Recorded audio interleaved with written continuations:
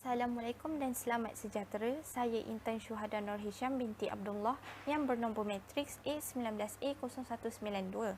Kami merupakan kumpulan 7 yang terdiri daripada 7 orang ahli akan membentangkan tugasan yang bertajuk isu pengangguran dalam bidang makroekonomi. Sebelum itu, saya akan menjelaskan apa itu falsafah ilmu dan makroekonomi. Falsafah ilmu merupakan satu disiplin ilmiah mengusahakan kebenaran umum dan asas melalui pengamatan dan penyelesaian masalah yang mendasar dan umum tentang persoalan seperti keberadaan, pengetahuan, nilai, akal, fikiran dan bahasa. Falsafah mempunyai ciri-ciri seperti berikut. Yang pertama, merupakan satu usaha pemikiran yang tuntas dan yang keduanya, tujuannya adalah untuk mendapatkan kebenaran. Makroekonomi pula merupakan cabang ekonomi yang berkaitan dengan prestasi, struktur dan tingkah laku ekonomi oleh keseluruhan masyarakat, sama ada negara, kawasan atau keseluruhan dunia. Kajian makroekonomi menghimpunkan petunjuk seperti KDNK, kadar pengangguran dan indeks harga bagi memahami bagaimana keseluruhan ekonomi berfungsi. Makroekonomi membangunkan model yang menjelaskan kaitan antara faktor sedemikian seperti pendapatan kebangsaan, keluaran negara, penggunaan, pengangguran, inflasi, penyimpanan, pelaburan, perdagangan antarabangsa dan juga kewangan antarabangsa. Assalamualaikum, nama saya adalah Siti Mansafah binti Musam. Nombor matrik A19A1130. Saya akan membentangkan punca masalah ini berlaku. Punca yang pertama adalah disebabkan pertumbuhan sektor swasta yang perlahan. Pengembangan ilmu dalam pengendalian sesuatu perkara dapat melambatkan pertumbuhan pengembangan dalam sesuatu industri, menyebabkan pengurangan dalam permintaan buruh. Seterusnya, punca yang kedua adalah lebihan penawaran buruh. Biasanya, lebihan penawaran buruh dikaitkan dengan masalah yang sering melanda kawasan luar bandar atau di negara-negara yang mundur. Kesan daripada aktiviti ekonomi yang tidak berkembang dan tidak dapat menyediakan peluang pekerjaan yang mencukupi untuk penduduk tempatan. Punca yang ketiga adalah khusus IPT tidak relevan dengan keperluan industri. Kebanyakan dalam industri mengutamakan kemahiran bekerja dan setelah itu baru melihat dari segi pengetahuan ilmu yang tinggi terhadap sesuatu perkara. Jadi kebanyakan mereka yang berada di IPT cenderung kepada berpengetahuan tinggi berbanding mempunyai kemahiran. Lama-kelamaan, hal ini akan menyebabkan mereka susah untuk diterima bekerja setelah habis belajar. Assalamualaikum warahmatullahi wabarakatuh. Nama saya Fatimah Munirah binti Abdul Rauf. Nombor matris A19A0144. Pada hari ini saya diberi tugasan untuk menerangkan tentang langkah-langkah mencegah dan mengawal pengangguran. Yang pertama, kerajaan boleh mengurangkan kadar pengangguran ialah dengan meningkatkan sektor pertumbuhan swasta. Langkah ini dapat dilakukan dengan membuat pemerhatian serta kajian yang mendalam terhadap pesaing sekeliling. Selain itu, kerajaan juga perlu melaksanakan langkah yang drastik dan efektif supaya hasilnya dapat membawa kepada peningkatan ekonomi. Dengan asbab peningkatan ekonomi, banyak peluang pekerjaan dibuka untuk masyarakat yang menganggur. Langkah yang seterusnya adalah dengan menstabilkan peluang pekerjaan dengan pengambilan tenaga buruh. Pengambilan tenaga buruh mestilah mengikut kapasiti yang telah ditetapkan dan yang diperlukan oleh sesuatu organisasi. Contohnya, jika kapasiti yang ditetapkan ialah 30 orang, maka pengambilan buruh juga haruslah 30 orang supaya semua peluang pekerjaan yang ada dapat diisi oleh tenaga buruh yang secukupnya mengikut kadar keperluan. Hal ini akan menyebabkan kurangnya isu pengangguran serta pembuangan kerja. Terakhir, untuk mengelakkan pengangguran ialah jalinan kerjasama di antara pihak institusi pengajian tinggi dan pemain sektor industri. Seperti kita sedia maklum, banyak sektor industri yang mencari pekerja mereka dengan kriteria yang mempunyai kemahiran, sedangkan penuntut institusi pengajian tinggi pula lebih cenderung kepada berpengetahuan tinggi dengan kurangnya kemahiran. Oleh disebabkan hal inilah, pihak kerajaan perlu memainkan peranan penting dengan memastikan peluang pekerjaan sentiasa ada untuk golongan graduan institusi pengajian tinggi dan masyarakat lain mengikut kelayakan masing-masing. Assalamualaikum warahmatullahi wabarakatuh. Nama saya Nur Syamim Arifah. Nama matrik saya is 19A069 dan saya dari kos SAB. Dalam video kali ini saya akan menceritakan tentang sumber ilmu yang digunakan oleh kumpulan kami untuk mendapatkan maklumat atau sumber mengenai punca masalah pengangguran dan cara untuk mengatasi masalah tersebut. Terdapat dua sumber ilmu yang digunakan oleh kumpulan kami, iaitu sumber panca indera dan sumber akal. Okey, pertama sekali adalah sumber panca indera. Panca indera yang digunakan haruslah tidak rosak atau cacat bagi mendapatkan maklumat. Jelaslah, penggunaan panca indera ini dapat membantu kami dalam mendapatkan maklumat mengenai punca berlakunya pengangguran di Malaysia dan juga cara untuk mengatasi masalah tersebut. Sumber ilmu yang kedua yang kami gunakan adalah sumber akal.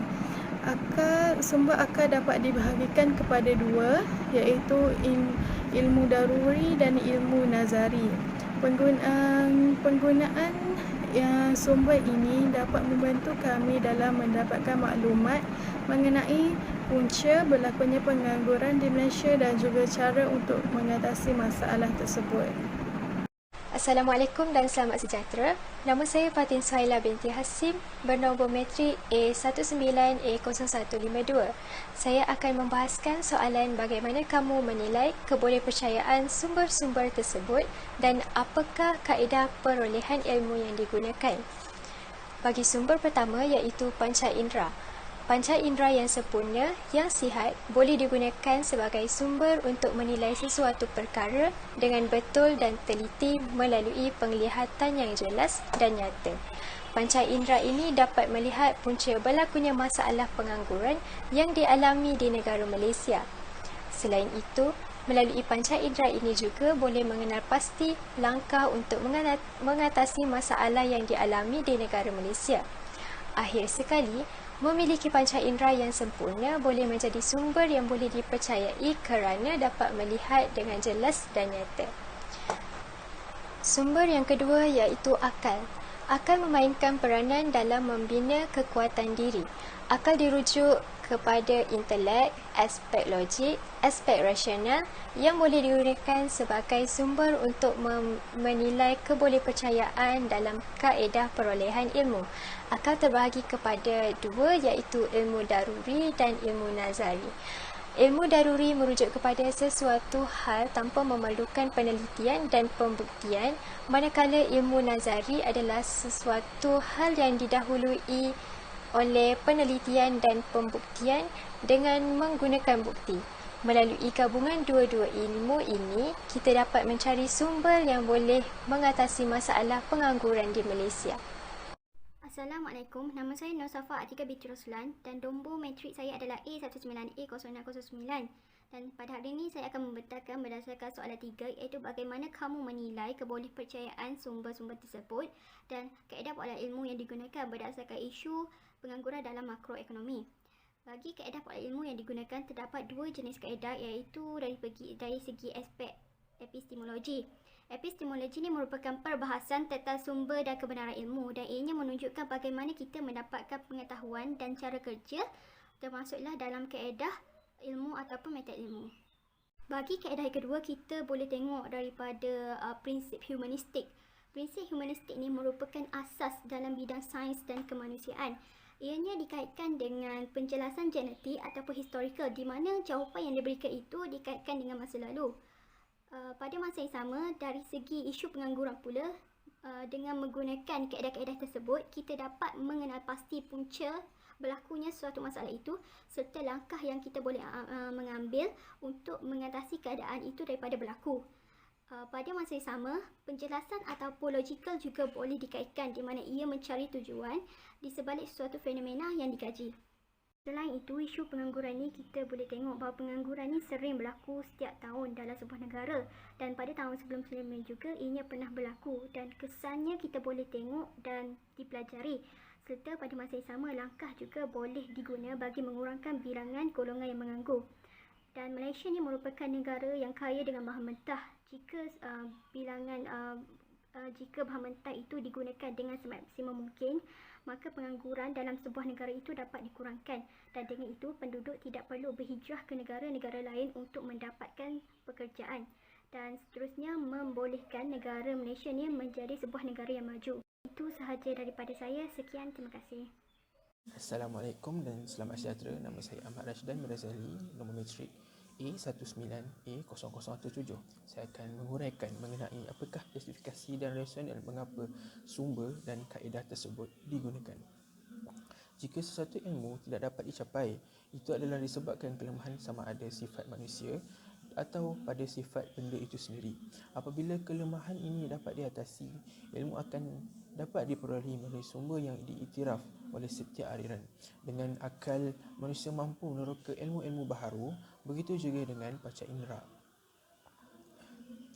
Pada asasnya, manusia mampu mencapai pelbagai ilmu dan penyertaan ini dapat diterima begitu sahaja tanpa memerlukan perbahasan panjang. Dengan menggunakan panca indera saja, kita dapat melihat perkara yang berlaku daripada isu pengangguran. Jika pengangguran ini terus berterusan berlaku di negara, bilangan orang miskin akan terus bertambah dan akan menggugat ekonomi negara kita sendiri. Oleh itu, langkah-langkah pencegahan seperti meningkatkan sektor pertumbuhan swasta, menstabilkan peluang pekerjaan dan kerjasama di antara pihak-pihak berkepentingan dapat menyelesaikan masalah ini. Akal juga memainkan peranannya dengan pemikiran yang induktif, yang juga merupakan logik moden. Kita manusia mempunyai akal yang induktif. Mereka dapat berfikir secara yang mereka perlu lakukan bagi mengekang isu tersebut.